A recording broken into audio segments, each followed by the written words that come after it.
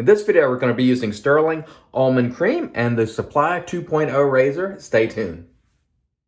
Hey there folks, and welcome back for another video. I'm your host CDB. Thanks so much for joining me today. I really appreciate it. And as mentioned before, today we're going to be using Stirling Almond Creme. And this is a strongly scented soap, in my opinion. It is definitely in that strong realm for me. I pick it up very intensely. It's got that almond marzipan, almost a cherry type scent if you're not familiar. So if you like Cella or maybe Moon Soap's Amaretto, you may very well like this, and it has a lot of scent strength to it. So you don't have to get it very close to smell it. So very, very nice. You know, the price on Stirling is absolutely outstanding. $13.60 for 5.8 ounces, or exceptional $2.34 on our cost chart. Stirling is just one of the best soaps you can buy at its price. It's really, really hard to beat. The scent notes again are marzipan, cherry, almond. The ingredients, we'll put them for you right there. It's a tallow shaving soap. You have shea butter, coconut milk, lanolin.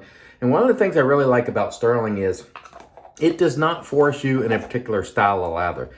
That is to say, if you want to make it like buttercream, you can. If you want to make it a little fluffy, you can. The ease of use on Stirling, I think, is exceptional. It doesn't force you into making lather a particular way. You can really work with it to make the type of lather you want, regardless of what type that is. And that can't be said of all soaps now. I think especially some of the soaps that are pouring tons of oils in them, they tend to only make that buttercream. You really can't.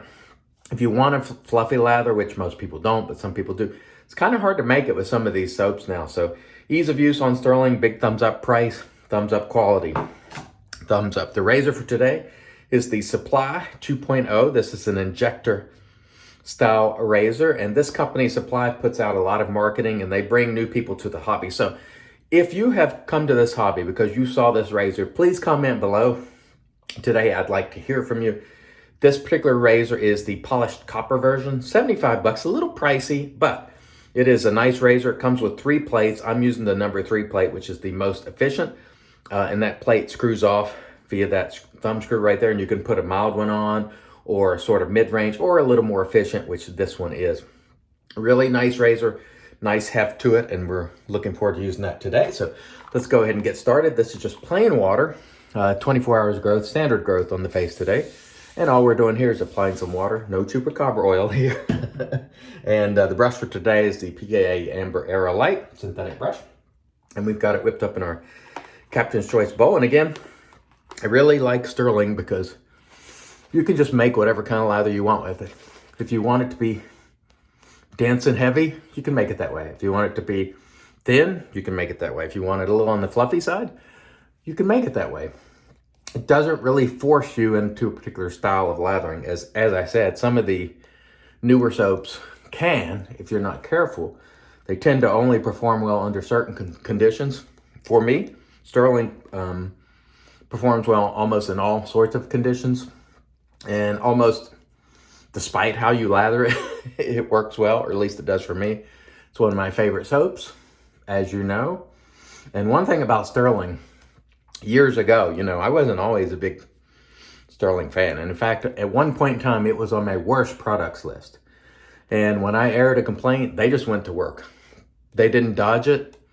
They just immediately took it and ran with it, and they developed one of the best soaps on the market now. They fixed all the issues they've had. The price is still right, and that's why I love it so much. I mean, Stirling was one of those companies where, you know, they didn't get all offended and butthurt when you aired a little criticism, as some of the companies are prone to do these days. I think part of the problem is there's so many accolades for products. They're just not accustomed to hearing someone who has a different experience. And when they do, they don't like it. And either they don't respond, some of them, or don't do well with it. And Stirling, not one of those companies. All right, let's get going today with the Supply razor. Very, very nice. Nice, smooth blade here. This is the Supply blade that comes with it. So, quite nice, no problems with it at all. Even though it's on the 3rd plate, which is the most efficient, it still, to me, doesn't feel threatening. You get some blade feel, but not a lot. The angle of use of this razor is quite intuitive and easy, I think. So no problem with that. And it does a great job. And I'm glad to be using this razor today with the soap that I really like. Because last time I got preoccupied with the soap because it wasn't lathering in the way that I expected it to. And I didn't get much chance to talk about the razor. So I knew today when I picked Stirling, there would be no problems whatsoever. And it would allow me to really use this razor and think about how it's working. And again, I would call this, even on the third plate, for me, it does not feel the least bit menacing. I would still maybe in that mild range, or excuse me, medium range in terms of efficiency. Some blade feel, but not a ton for me. Keep in mind, I tend to favor blade feel. So my blade feel thoughts might be, I might actually prefer a little more blade feel, and I might rate it lower than you might, because I'm expecting a little more blade feel. But this is a nice razor. And again, they market this razor all over social media. It's been on Shark Tank. Beautiful, beautiful razor. Now, if you don't like fingerprints, don't get this polished copper version, because it will definitely show the fingerprints. All right, let's get going with our Stirling here. And really nice scent on this soap if you like that marzipan, almond, cherry type of scent. No problems with leather quality, and we won't spend all day on it today. We're just gonna, again, for the second coat, we're gonna go a little more thin and not try to make buttercream of it. Go just a little bit more thin, because honestly, I don't need it to be thick. For me personally, a thick lather is not really offering anything that a nice hydrated thin lather doesn't offer. Now, if you're someone who believes in cushion and all that, again, you know, make the type of lather that works best for you is my recommendation. But again, please don't be put off if your lather does not look like a YouTube show lather. If it's working effectively, it's a good lather. It's that simple. And so this will be fine. This is plenty good enough. In fact, it's more than enough. And again, Stirling is one of those really go-to brands for me. And it's not just the fact that it's inexpensive. It just works well. It works well for me in all situations. And it has a range, like I said, of sort of being any type of lather I want it to be based on any situation. And I don't know that I've ever heard anyone just talk about soaps in these terms. Is what's the range you can get out of the lather? Is it going to be just super low structure and dense, or can you make it what you want? And for me, there's some virtue in being able to make the type of lather that works best for you, because there are some people who strongly believe in cushion and protection and all that kind of stuff. Of course, my feeling is the protection comes from this hand and the brain controlling the hand. That's where your protection comes from. But some people believe that soaps can sort of protect you. I believe that soaps simply provide that platform for the razor to glide. And if it's slick, the razor will glide. And if you're going to cut yourself because you have an error in technique, which we all do from time to time, I don't think most soaps are going to save you from doing that, especially from a straight razor. If you put that straight razor to your face at too hot an angle and press, it will cut you. And I don't think there's any soap in existence that has enough cushion to prevent that cut from happening. Just my opinion, and I could be wrong, but it's based on my years of using soaps and, trying them. For me, cushion is not an important thing. For some people it is. For me, cushion also kind of implies some pushback, and I don't want that. I want that razor to be close to my face, but I want it to be slick, and I want it to be able to glide. So what I want out of my soap is slickness, first and foremost. And then it's also nice if it makes your skin feel great and conditions and all that too. But that is not quite as necessary for me. But as you can see there, I don't know if you can see the hydration in it, but you can certainly get a lot of hydration in Stirling. But here's the thing, if you don't want to, if you tend to prefer to lather a little more on the pasty side, and I used to prior to straight razor shaving, you can do that with Stirling. It doesn't require you to lay a ton of water in it, but if you want water in it, it will handle it. And so that's why it's one of my favorite soaps, and in my opinion, one of the very best. And certainly If you consider cost, it's hard to beat. There are a couple of other soaps that offer similar value for quality, and that would be Shannon's, and I would say the newcomer 345 are offering similar value in quality. Shannon's been doing it a long time, just like Stirling, and 345 is kind of a newcomer. In fact, I was watching a video this morning where I saw Jack talking about 345 and what a great value, and it is. And I'm glad people are finally stumbling upon it and realizing that, hey, this is really good stuff at the cost. And as I said in my last video, and I think maybe on Real Talk, 345 is an up-and-comer, and it could very well be the moon soaps of this year. I would say the one that really caught fire last year was Moon, and it's very good. I think 345 could hit that mark, depending on what they release this year in terms of scents. If they continue to hold that price point while offering the quality, they are going to take off. I really believe it. And I think some people are starting to use Shannon's now as well, which I'm really happy about too. I've been talking about Shannon's for years. And of course, Stirling also. But so the razor, nice razor. I wish it was a little less costly, honestly.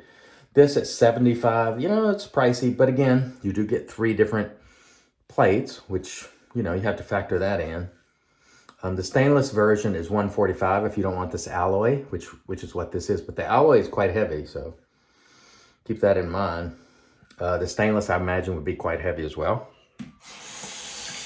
But this is a very comfortable injector razor, I must say. We'll try not to clip that little bump right there.